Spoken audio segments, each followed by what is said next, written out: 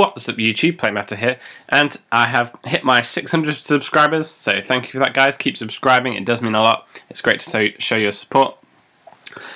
So I've been inspired to make this Nekroz by numbers video, and basically I've gone through the top 16 deck lists of the Hartford ARG, and I have used maths to decide how many of each card should be played, and whether you should be playing cards, and how many outs you should to Vanity's Emptiness and the Ginlock you should be playing, and things like that. So it's it's been quite a really interesting process actually. In this top 16 there was 12 Nekroz deck lists, and I felt this was a really good example to use for this video and for this way of building a deck.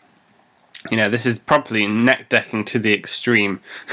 So yeah, for example, I would add up all of the Valkyries that every player played and then divide it by 12. And this gave me, 2.6 or something like that. So because it was 2.6, I rounded it up to 3. When working out the averages this way with every card, according to this method, 3 is the correct number of Valkyries to play. This really is a list that excludes, tech cards, and perhaps it's the tech cards themselves that do win the games and do let the players advance that far in the tournament. But I just thought it'd be really interesting to build, put all the cards in the deck that are statistically used the most by the players who are making top cuts. So using this Nekroz by numbers method, I found 39 cards that need to go in the deck. There are some really interesting things. So the average number of shared rides people are playing are 2, and the average number of outs to both Vanity's Emptiness and the Ginlock are 6 cards, and that's combined. So sometimes it's 6 and they won't be able to stop Vanity's Emptiness, so there might be 2 more Dark Holes, or something else that would stop the Ginlock but not necessarily hit the back row. And sometimes it'd be a 3rd MST. However, I did find that the average number of Book of Eclipses, while the average did work out to be something around 1.7, I did round it up to 2 with Book of Eclipse, because obviously there were so many people playing 0 copies, but and I did factor those people in when doing these averages. So everything in the main deck has been added together and divided by 12 to find the average and what number of these cards and each card you should play. Yeah, my 40th card is Nekroz of Classless, just because I really wanted to play the second copy. There are more people playing 1 copy than 2 copies in this top 16, but there are plenty of people playing 2, and I did want to put in the second copy for me personally. I was very interested to see that the actual average for Shared Ride was 2, and that so many people are playing 2 to 3 copies of Shared Ride. I think there are either 1 or 2 deck lists out of 12 that didn't main Shared Ride. One of them mained it at 1, everyone else mained it at 3 or 2.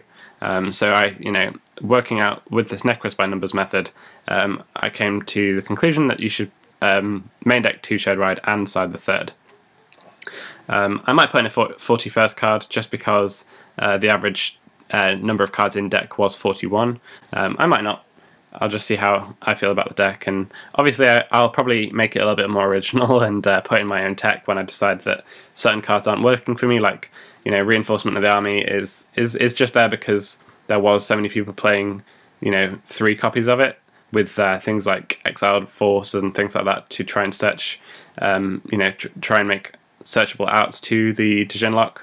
But I still think it's really good. Some people were playing, I think there was one deck list playing 3 Shrit, and Rota for me is like the 3rd Shrit, or the 3rd Classless, and I think it is good that when you can search those 2 cards without using your Bryanak, and takes a bit of weight off that Bryanak, because obviously Preparation of Rites only really searches Bryanak or Unicorn, because it doesn't search the higher ones, so you want to use Unicorn and Bryanak's effects to grab your Valkyries, to grab your Trishula, and if you're wasting your Bryanak on getting Shrit or Classless, then you don't have the opportunity to search for those bigger monsters in your deck. You've got to rely on drawing into them, for example, or already having them. And then with the side deck, rather than dividing by 12, I divided it by how many people were actually playing that card. But I also found, but I did also only include cards that were used the most in the side decks. So we have 2 Firehand and 2 Icehand. We've got the 3rd MST, 1 Shared Ride. The average of Twisters was 2, There's lots of people playing 3 Twister and plenty of people playing 1, so I went with 2. Just based on the numbers, it's not based on gut feelings at all. The average number of Mind Crushes for people playing Mind Crush was 3. So because there was 5 people playing Mind Crush, and it's one of the most played side cards because the sides do vary so much. I personally love Kaiku, so I'll probably put Kaiku in at some point instead of Mind Crush, because I use it for the same thing. It's Mind Crush is for calling Valkyrius or Unicorn, early game Unicorn, and then when you're going to go for game, it's for calling Valkyrius and just making sure they cannot stop your OTKs. But you can plus off this in a way that you just can't with Kaiku, but you can't lock down with this in a way that you can with Kaiku. Like Kaiku plus a Dejun lock plus shared ride is so strong. So yeah, I'll see how I feel about Mind Crush now that I know a bit more about how to play Mind Crush in the mirror match. And then 2 Royal Decree.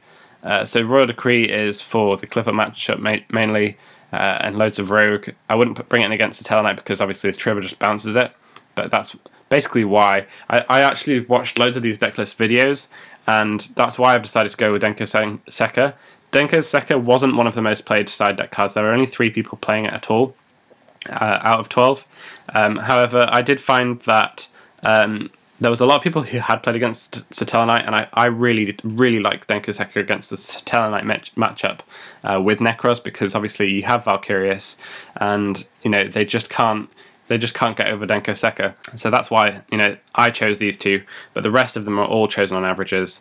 There are more people playing Royal Decree than Denko Sekka, so that's why there's 2 Royal Decree there, because there's an average between 2 and 3 rather than between 1 and 2 of Royal Decrees. You might as well ignore the extra deck, to be honest. The extra deck is very standard. I haven't used the averages to sort this one out, but this is a very normal extra deck for the Nekroz deck.